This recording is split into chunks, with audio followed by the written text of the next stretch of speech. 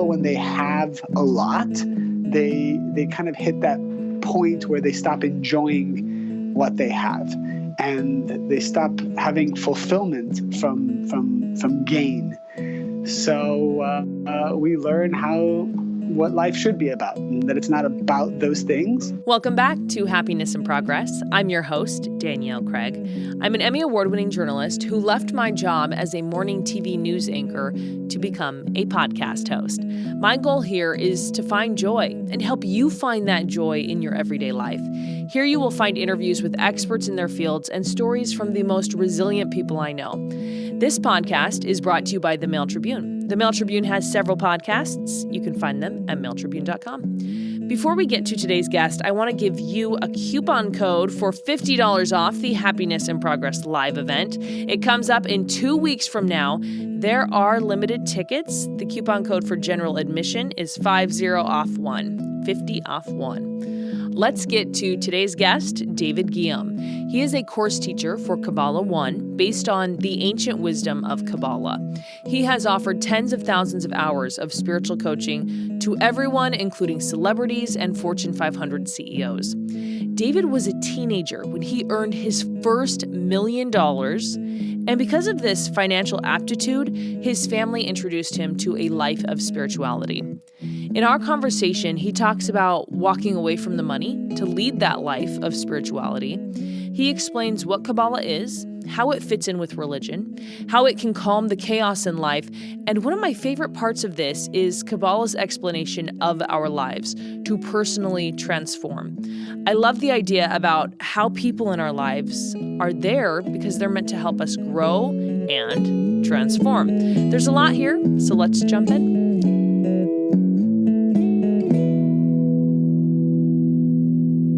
Tell me a little bit about yourself. I live in Los Angeles with my wife and 2 kids, and what I have done since I was 15 years old, I started to learn about the wisdom of Kabbalah. It was a spiritual wisdom.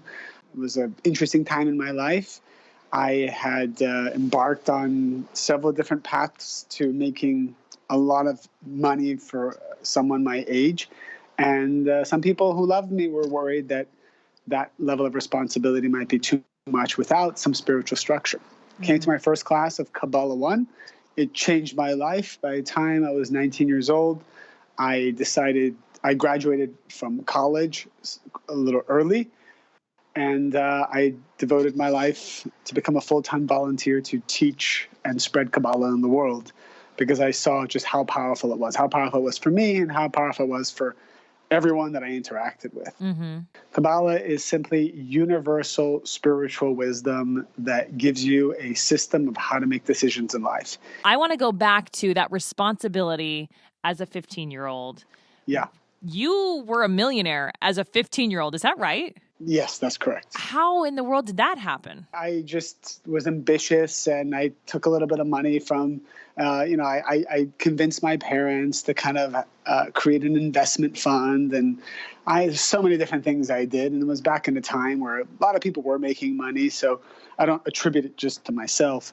But, we just got into a mode where we were making, close to $10,000, $15,000 a day.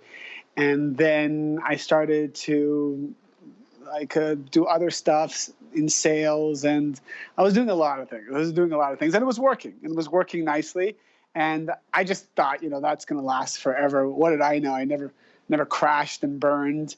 But once I came on the spiritual path, I realized, that I needed to start to preemptively get ahead of this ego that I was developing pretty much.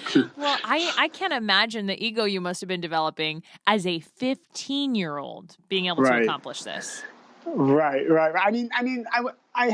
I was a good kid. I wasn't doing anything I shouldn't have been doing, but I was spending a lot and just thinking I was better. I was dropping out of school and going into a library and setting up computers and day trading and doing many different things in the financial markets. It was a crazy time. I'm just really happy that I didn't just keep going on that trajectory. I'm not done talking about your entrepreneurship and that journey, because then you lost it all, right?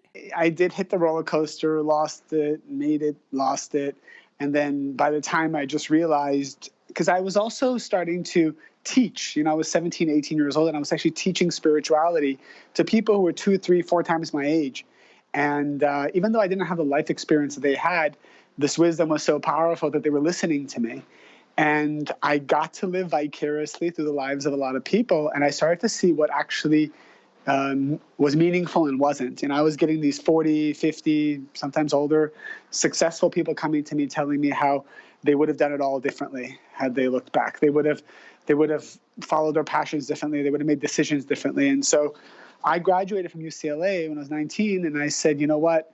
Something tells me, like I'm looking at a vision of my life, something tells me instead of going to go make more money, I'm going to devote my life as a full-time volunteer, really, just to people all day long. And I did that till today.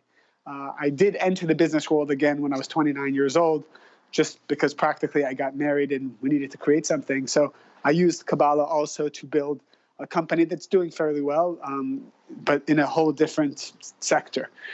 So that's kind of the approach that I took with spirituality and business.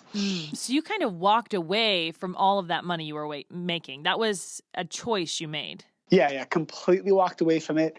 And I just followed my passion. My passion was to help people and to learn personally and go through my own transformation.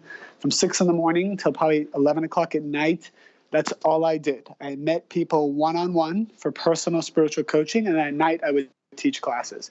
I'm 35 years old today. I've probably done 20,000 hours of one-on-one personal coaching up to this point. Wow. Tell me about those conversations you were having with really successful people who were coming to you and talking to you about their regrets in life. Oh, there's so many things. I would think the biggest issue people had were issues in their relationships. People did not know how to have happiness, especially when it came to marriage or dating life. And it didn't matter if it was a straight or a gay couple.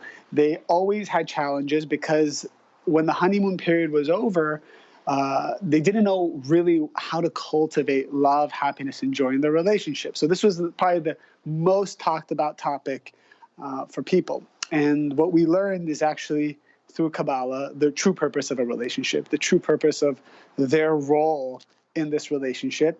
And if they just look to take from the other person or have the other person try to impress them, which is pretty much where every marriage ends up at some point, they were going to be miserable.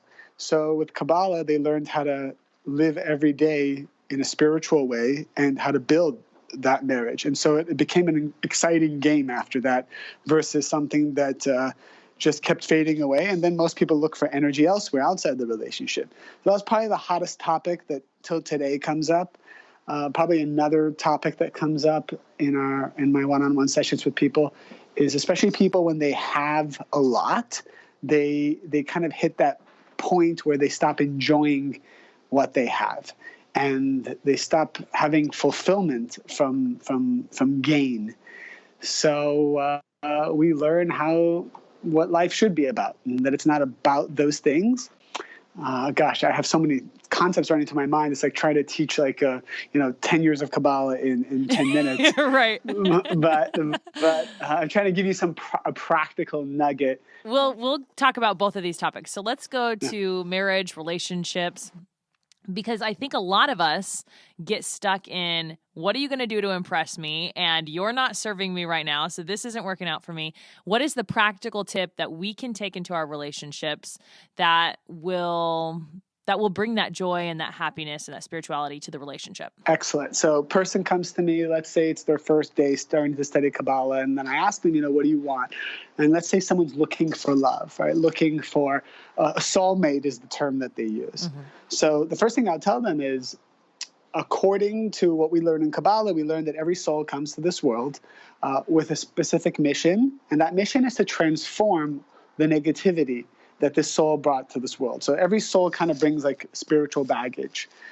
Call it your fears, your negativity, your ego, all the things that limit us that none of us really want, but it's stuck to us. And that is your number one goal, to transform those things. And when you do transform those things, you connect to a reality, and this is where it gets a little mystical or spiritual, where you connect to a reality of of what we call the light of the creator, right? So everybody kind of believes in a creator, call it God, call it nature, call it the universe, whatever you want to call it. But there's a universal force of positive energy that you connect to when you transform who you are. And when you connect to that energy, that's when things like your soulmate or abundance or your purpose start to come to you. So instead of you trying to find it, when you connect to that miraculous reality, those things actually start to come to you. So people are learning that really life isn't about where's my happiness or who's my soulmate or what's my purpose. Life is about your personal transformation and breaking through all your fears in a certain way so that those miracles can come to you. So if someone's looking for their soulmate, I say, well, look, let's take 3 months and not think about your soulmate. Let's now make a list of all the different aspects of yourself that you know you need to change. And then most people are like, well, I don't really know what I need to change. So this is where Kabbalah really kicks into high gear, and you start to realize that how you can determine and find your limitations, your limiting beliefs, where you have doubts, where you have fears. And then I walk people through those first couple months to transform who they are. And when they do transform, just from the transformation alone, they're happy. But what happens is they start to see miracles. They start to see incredible people coming into their lives. They start to see like kisses from the creator is what we call them, like amazing, beautiful things start to happen to them. And this has happened literally with every student I've worked with for the last 20 years. So I've never seen it not work. Let's put it that way. So that's kind of when people say, well, how do I, if I'm in a marriage, how do I enjoy this marriage? Or how do I respect my husband after 25 years? I don't really respect them. I don't even focus on the husband. I focus on the person I'm speaking to help them get to the highest version of themselves within a month to 3 months. And it usually happens within a couple of weeks, by the way. They start to see huge shifts in a couple of weeks. Is there a question or something like that people can start to ask themselves right now if they're wanting to have a transformation of themselves? One of the spiritual tenets in Kabbalah is that every single person in your life has been chosen by your soul before you came to this world. And the people that are there challenging you, bringing up your reactive nature, your fears, your negative feelings and emotions, they are the ones that you chose to be there to highlight what you can transform so that you can earn your soulmate, so that you can earn abundance and wealth and whatnot. The first thing that everyone should really do is just write down who are the 5 people closest to them or in their energy sphere that are challenging them and basically being an annoyance to them, I would say. And it can be people you love. It can be people you barely even speak to. And I know this sounds like, we've heard this before. But the truth is, anybody who actually does it, and then once you write down their names, you actually write down, well, what are they bringing out in me? What is my wife bringing out in me? What are my kids bringing out in me that I know I need to change? And the faster you can start taking responsibility for those things, the faster you're going to connect to that realm of miracles. And if you don't, you're just going to keep attracting those same people who will highlight that spiritual toxicity inside of you. I like that. I like that the idea that we grow and we learn from all of these people who are around us. Oh, yeah, absolutely. And it's so beautiful because our soul chooses these people knowing full well that these are the only people who can bring out of me that dormant negativity that's been there, for many lifetimes, according to Kabbalah. Wow. Okay, let's go back to the other thing you mentioned that you hear a lot of, which is when you earn so much, you're kind of like earning's not bringing you joy anymore. What can you do in that situation? The analogy I make is imagine you have a 60-watt light bulb, and all of a sudden you bring in 5,000 watts of energy. Even though it seems like more energy is good, in this case, more energy is going to shatter the light bulb because the light bulb doesn't have the capacity to hold that energy. So what we help students understand is we say, look, your soul is a vessel. It's like a light bulb. It can only hold so much energy. So stop being preoccupied with collecting as much energy as possible because we're all addicted to energy. Everything we do, everything we buy, every place we travel is because we want energy, right? So I shift their focus away from taking energy from the world and instead expanding their own personal vessel, their spiritual light bulb, so to speak, from 60 watts to 5,000 watts. So, because what's happening is when you don't enjoy something good in this world that you've received, it means that you don't have the vessel to connect to its energy. You have that physical object, but you don't have the vessel. The best example is, let's say you have a 17-year-old child and you're a wealthy parent and you say, honey, I've just wired, $500 million to your account. So whatever you need from now on, you can have for the rest of your life. That child has no ability to enjoy this wealth or this power, right? It's something that maybe you've earned throughout your life, but your child won't even know what to do with that. So we all know what's going to happen to that child. That child eventually falls into drugs, depression, suicide. But why? He just received $500 million. He should be happy. We all would be happy with $500 million. And the point is, you gave that child more energy than his vessel could handle. So what we learn is quickly shifting away from accumulating stuff to expansion of the vessel. And the thing is, once you expand the vessel, more stuff also comes, which is the beauty of it. So that's kind of the spiritual answer I would give you. Mm-hmm. Obviously, the practical steps of how to expand that vessel is kind of what Kabbalah is all about. Mm-hmm. What are some of the practical steps to do so? Practical steps to expand the vessel. Our vessel is made up of, I would say, the accumulation of our positive traits and the subtraction of our negative traits. So, for example, one aspect of a 5,000 watt vessel, which would be a bigger vessel, is the quality of certainty. So we teach about certainty in Kabbalah. And the opposite of certainty would be doubts and worry, right? So a person who every day feeds their doubts and their worries is shrinking their vessel to become 60 watts, 50 watts, 40 watts. So even if you have a lot of amazing things in your life, if you keep entertaining your doubts and your fears about the future, your doubts and your fears about your kids, your doubts and your fears about, will I have enough money tomorrow? Your doubts and your fears about, do they like me? Or how am I going to resolve this issue tomorrow? These doubts and fears, the more you give them power, they keep shrinking your vessel to hold miracles. So I meet a lot of very successful people, and the reason why one reason is that they're not happy is because they're immersing themselves in fear and worry on a daily basis. So it doesn't matter how many beautiful things they have in their lives, they can't enjoy any of it. Wow. Because this is one negative quality that they keep investing in. So that's one example, which I think is very relatable to all of us, because those doubts come every day. Oh, yeah. But as you listed the doubts, I was thinking, yeah, this can apply. One of these doubts applies to everybody. Everybody. Absolutely. As you've worked with people, what is one thing you've kind of learned about people, just generally speaking? I've learned something so powerful that everything is relative to the person and you can never judge them. So every single person is being challenged exactly to the threshold that they can be challenged.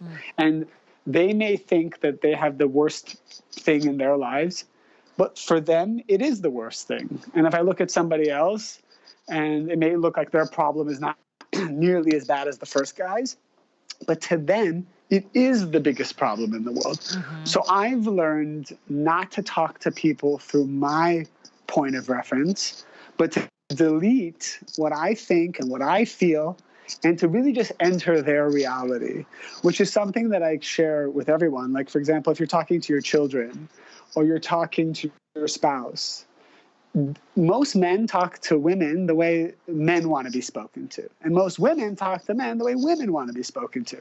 You have to actually delete yourself, and you have to try to understand and feel the actual pain of the other person. Because if you grew up the way they grew up, if you had the DNA, spiritual and physical, that they have, and if you had the same, environment that they have, you would probably be feeling the exact same way. Mm-hmm. So I've learned to if you really want to help someone or connect with someone or communicate with them, you really have to completely delete everything you think you know about yourself and that other person, and trying to enter their world. I really like that. That's how I approach telling stories as a journalist, because I'm not the story. The story is that person's life, their road, their problem they're dealing with. I love that. Beautiful. I love that. That's great. Okay. I totally connect with that. Let's go back to 15-year-old you, and you have this transformation. Tell me about before David and after David. So before David, very reactive, very impulsive. It's a big thing we learn in Kabbalah, transforming reactive behavior. Reactive behavior is defined pretty much as any thought, word, or action that comes from lack or fear is reactive behavior. So if you have thoughts, but coming from a place of fear, if you say stuff coming from a place of fear, or if you act in a certain way, but it's coming from fear, you're basically connecting to the realm of chaos. So 15-year-old David was like totally reactive, all over the place, opportunistic, me. Which, by the way, is how a lot of 15-year-olds are. Yeah, which is fine, right? I didn't judge myself for it. But once I started to have responsibilities that most adults have, I realized, well, I have to grow up pretty quick.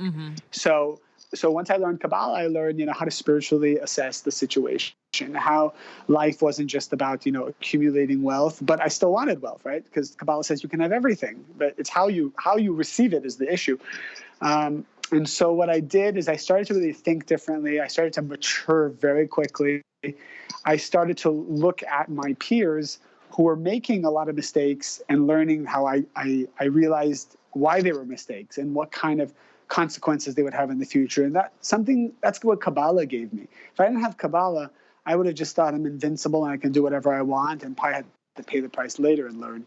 So that is the ability to see my future, to see a vision of my future was probably the most powerful thing that 15-year-old David got through spirituality. And you talk about spirituality being part of wellness. So diet's not alone enough for your wellness. Exercise alone, not enough. But spirituality needs to be in there. Why is that? My wife is actually a nutritionist, and she's like totally into that world. Like everything you can imagine that's good for the body, she's probably an expert in. And when we got married, it was very powerful for me to combine both worlds and to realize, because I didn't take good care of my own physical body as I was teaching Kabbalah in the world. You're traveling, you're doing many things, and I just said, the body is not a big deal. It's the mind and the soul that matters most. And when I got married, my wife showed me, no, actually, if you don't feel good, if you don't take care of yourself, if you don't have a high level of energy, you can't really share with the world. So you have to have both. And she was right, because in the spiritual practice of Kabbalah, the Kabbalists say, you have to take care of your body as much as you take care of your soul. So combining these two worlds is super, super important, because you have to be the most effective version of you if you really want to give back to the world. So you have to take care of yourself physically and spiritually and have the right balance of both. When you talk to people, what is that difference you've seen in them as they've brought a spiritual practice on board? The first thing that happens is they stop being reactive. They stop taking things personally. They stop blaming everybody around them. They slow down their mind and stop judging everything and everyone. That's like the biggest thing. And that probably happens within the first 2 weeks. First 2 weeks, people just all of a sudden, something switches in their brain. They come to me and say, why didn't I learn this when I was 15 years old? Because no one teaches us the spiritual laws of life when we're growing up. In school, people tell us the physical laws of life. They tell us about gravity. They tell us about math and calculus. And these are physical laws, right? Same, we all know about gravity. No one's going to walk off a 15-story balcony because gravity applies to all of us. But there are spiritual laws. There's the laws of relationships. There's laws of abundance. There's laws of peace of mind. Nobody taught us this when we were young. So when I teach a class, literally it's like I teach a class that's 1 hour a week. Literally after the third hour, so the third week, that's all it takes for people to be like, okay, well, that's what I was looking for my whole life. That makes sense. And it's usually the exact opposite of what they were doing their whole life. So it happens real quickly when you make that switch. I think a lot of people could use that peace of mind. So tell me a little bit about the laws of peace of mind.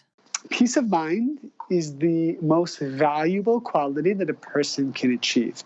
And so the Kabbalists say that peace of mind is the only thing you can achieve through personal transformation, that there is nothing out there in the world that can give you peace of mind. It can only be achieved when you break your own fears. So, for example, money can give you temporary peace of mind, but then, as we know, your fears amplify when you have more money. Finding your soulmate can give you temporary peace of mind, but eventually that obviously erodes as well. Having children, having any kind of blessing in this world can only give you a moment of feeling good, but eventually will make you have fears and anxiety at some point. The only way to have peace of mind is to write down your fears one by one and address them. So even if you didn't study Kabbalah, just to take this one concept, which is, what am I afraid of? You wake up in the morning, you're afraid to talk to one customer, but you're excited to talk to another one. You talk to the customer you're afraid to talk to first.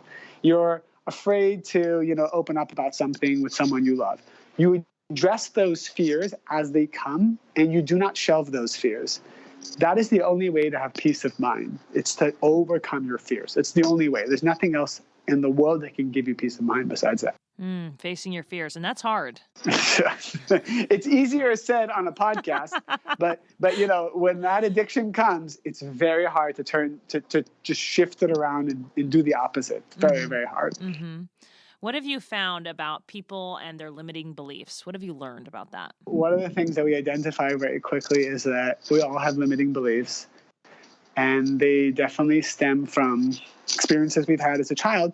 But Kabbalah takes it a step further and says that they stem from even past lives. Like, we come with spiritual baggage, and these limiting beliefs are because the soul chooses their parents as well. So if you have a limiting belief you're bringing from a past life, let's say the belief that I don't deserve love, then that soul chooses parents that don't love them, or maybe withdraw love, or are very cold. Because by having parents like that, it will help awaken that limiting belief even further so that you can transform it. So the first thing we do is identify people with limiting beliefs. And I've noticed that in one of three areas, somebody always has a limiting belief. So with relationships, most people have a limiting belief whether they can be happy, whether the right person exists, whether a relationship can be enjoyable. Most people actually think that relationship is 50% suffering, 50% enjoyable. Wow. And then we have with financial abundance, I see this more often than you can imagine. People have a belief system that you can't be successful, that you can only be successful if you sacrifice everything in life. All these different types of limiting beliefs. And what we learn is that the Creator is infinite, and the Creator wants to give infinite to the souls of humanity.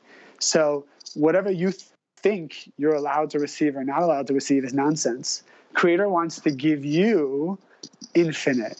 Now you need to get out of the way and allow yourself to receive that. But most people are just stuck into whatever their parents taught them or their environment taught them. So we have to do a lot of what I call brainwashing. Right? We have to wash the brain of all of these limited beliefs and all of this negativity that people have stuck into them, and to help open them up to the infinite possibilities. It's interesting because on this podcast, we talk a lot about, uncovering the baggage of childhood and tearing that down and moving past that. But it's a new ball game to try to discover baggage from before you were here on this earth. Right. How does anybody start with that? That seems difficult. Well, it actually is very comforting for people, because what happens is everyone's fixated on, my parents made me this way. Mm-hmm. That guy or that woman who hurt me in high school or college made me this way. Like, this person closed my heart. And when we learn, I think it's in class 4 of Kabbalah One, we basically learn that all of these people, they didn't put into you some negative energy. This negative energy was already there, and all they did is awaken it. So, for example, when you go to the dentist, and the dentist touches a cavity and it hurts, the dentist didn't put the cavity there. The dentist just poked at a place that you were ignoring. And so, imagine screaming at the dentist and saying, why are you causing me pain? And the dentist's like, well, what do you mean? You came here so that I could identify the cancer, the cavity, and help fix it.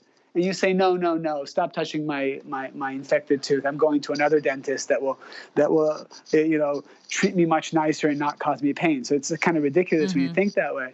So our parents or our children or our exes, they're all the dentist that keeps touching the cavity on the soul. So it's actually very comforting to know that no one's doing anything to you. They're just showing you, hey, buddy, you got to change this if you want to have peace of mind or love or whatever it is you want. You can't run away from it. You can travel the whole world. Everywhere you go, somebody will touch it. That's the beautiful thing. You cannot run away from your transformation. I like that because I think it gives you more responsibility and you can kind of leave behind the victimhood that maybe people may be holding on to. 1,000%. That's what's very comforting for people, that they don't have to convince 7 billion people to like them anymore. They just have to transform who they are, and it's between them and their creator. That's it. You mentioned religion at the beginning of this, and you were looking for spirituality over religion. But as we've talked, I can see a lot of parallels between religion and Kabbalah. Can you tell me a little bit about that? I've given Kabbalah lectures in churches, in mosques, and temples, to Freemasons. And the result of all these lectures is people come up afterwards and say, you know what, I finally understand my religion. I finally understand Christianity. I finally understand, Islam or Judaism, because the source of all religions was this universal spirituality that for now we'll just call Kabbalah, but it was a universal spirituality that existed since the beginning of time. Later on, throughout generations, people formed religions from them. And these religions all have positive aspects. So when people want to learn the source of that religion, they kind of connect to that spiritual realm, which is what Kabbalah is. Interesting. Where do you think you would be had 15-year-old you not chosen this path? Oh my gosh.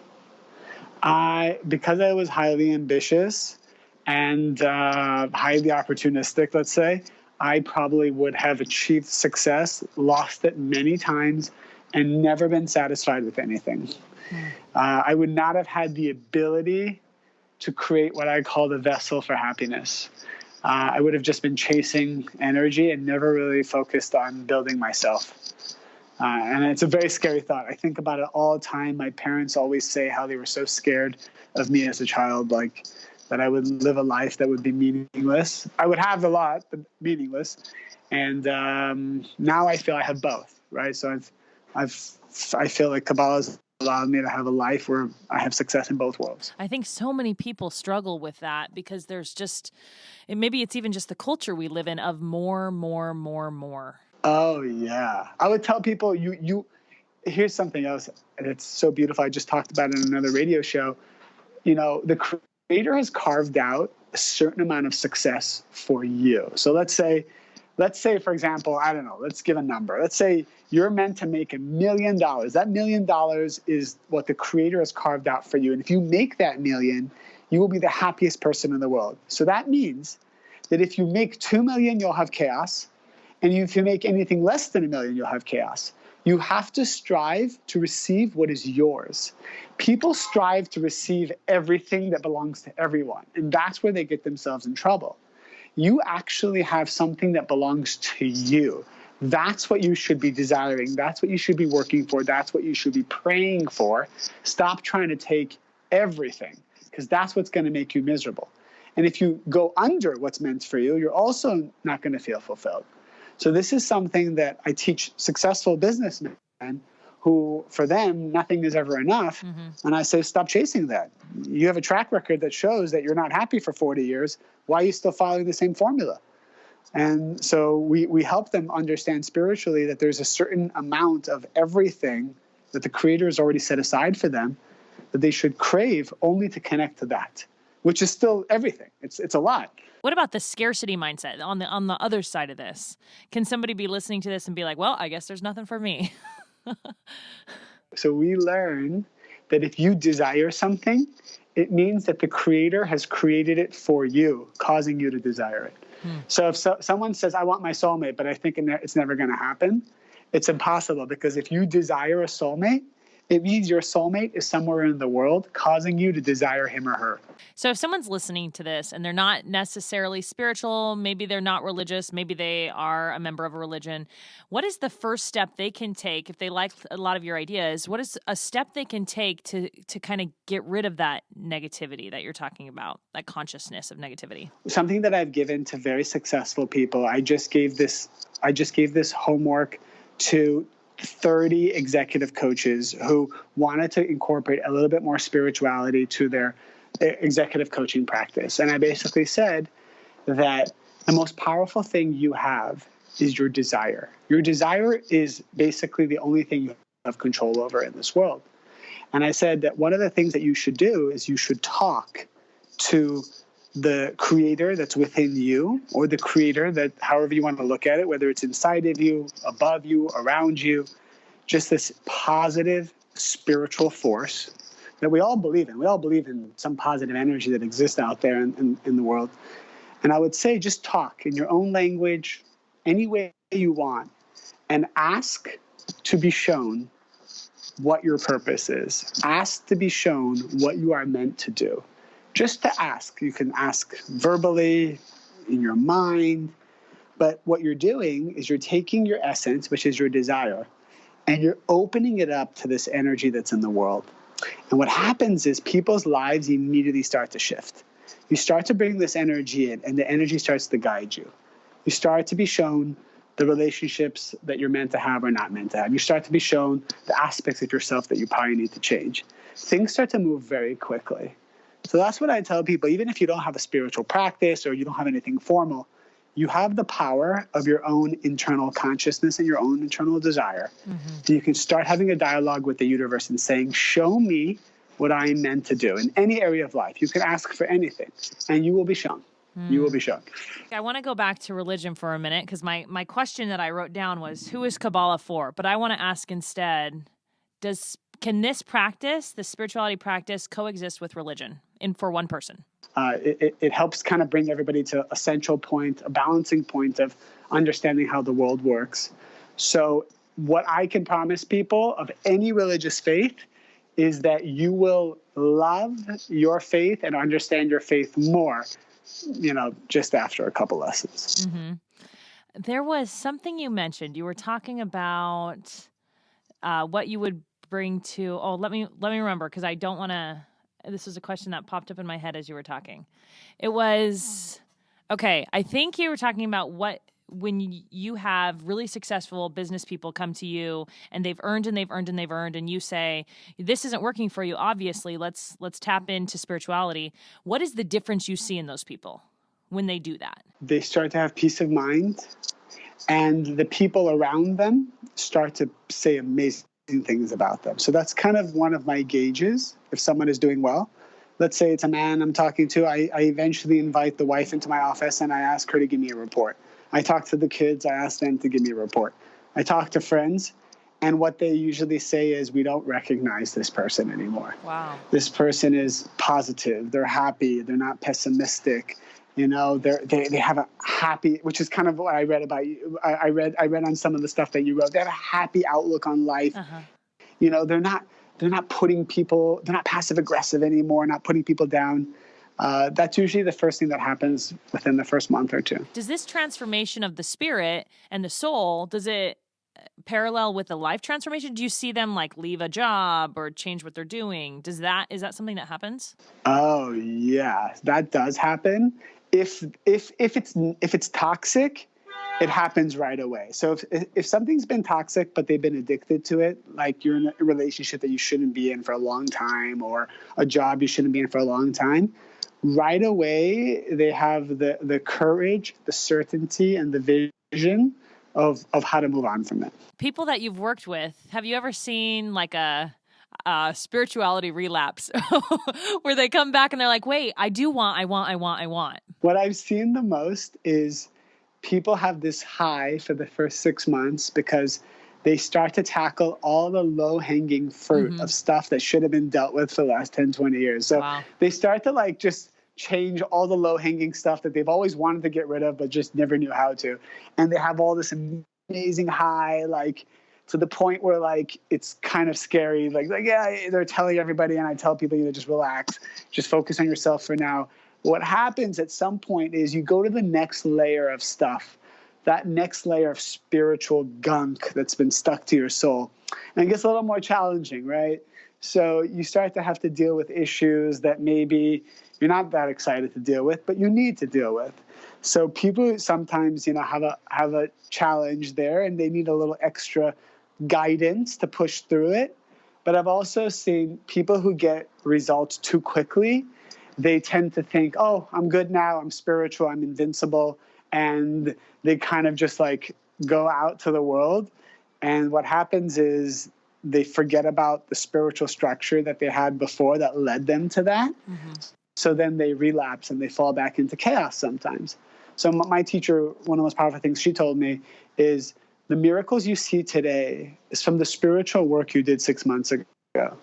So you need to plant new seeds today to see the same miracle 6 months from now. This podcast is all about finding more joy in the everyday life, in the bad, the good, the in-between. What would be your number one tip to finding that happiness? There's a direct correlation with doubts and sadness and certainty and happiness. So what does that mean to have certainty? People have certainty that like, this job, I'm certain this job is for me, or I'm certain that this person's my soulmate. That's not the certainty we're talking about. We're talking about a person every day should have certainty that every single thing that comes to them is for their higher good and ultimately will lead to a higher level of happiness. So everything is for the good. And this certainty is the only way to achieve true happiness that comes from within. And anytime we have doubts or worries about the future, immediately we're connected to sadness. Immediately we feel like that life force leaving us. So what I always help my students understand is no matter what's happening to you, no matter how painful the challenge, no matter how painful the situation, you can feel that pain, but you also must have certainty this pain is good. And it's a muscle, certainty is a muscle that you have to build. It doesn't happen overnight, but certainty is ultimately the key to happiness according to Kabbalah. With the pain, sometimes, this life is super hard. And I've talked to people on this podcast who have gone through the impossible, losing their children, things like that. How have you helped people through that, working with that pain? Yeah, so my wife and her mom came to study Kabbalah when my wife lost her father and brother from a health issue when he was just 17 years old. So you can imagine the pain that they both were feeling. So when they came to Kabbalah, it was the first thing after expensive therapy and many other practices. It was the first thing that helped bring solace to their pain. So one of the things that we help people understand, let's say through death, is it's okay to feel the pain. You should feel the pain. But we help the person understand that it doesn't have to end when a person dies. There's ways to connect to people even after they die. There's a way to fill that void energetically, and that's what removes the pain. Because the pain is this idea that I'm never going to connect with this person again. Mm-hmm. So one of the things that I know my wife found and my mother-in-law found, and hundreds of people I've worked with who faced death, is this doesn't have to be the end. We work together so that you can connect to the infinite, and you can connect even to their soul after they leave this world. Mm-hmm. So that's very powerful for people. It's a very powerful healing mechanism for people. Wow. Well, David, thank you so much for your time on this podcast and sharing a little bit about Kabbalah. This has been such an intriguing conversation to me. And as I talk to so many people from different religions and spirituality on this podcast, I just see so many parallels. And I think it's pretty cool, actually, that we're all really so similar. Thank you so much. You're probably one of the best interviewers I've ever spoken to. You know exactly how to guide a conversation. So thank you so much. Thank you. I had a great time chatting with David and learning about Kabbalah. There are plenty of ways to follow him and to learn more. I will link all of that up in show notes. Before I let you go, I want to talk a little bit about Happiness in Progress Live. It's coming up on Thursday, July 11th from 6 to 9 p.m. It's going to happen at Roxanne Winery. And you guys, it's going to be an incredible event. I am going to be live interviewing Chantel Dayton and Lou Crenshaw from Camp 17. They've been on the podcast before, and they are just incredible. They have transformed lives by talking about things like expectation, shame, perfection. We're going to go over all of that, and we'll talk about some of the things in life that make us feel inadequate. I'll cover those and some tools that you can use in your everyday life to kind of get away from that train of thought. Also, you're going to be walking away with swag bags. Who doesn't love swag bags? So go get your tickets. Seats are limited, and we will have to cap it. But I want to thank you so much for being here on Happiness in Progress.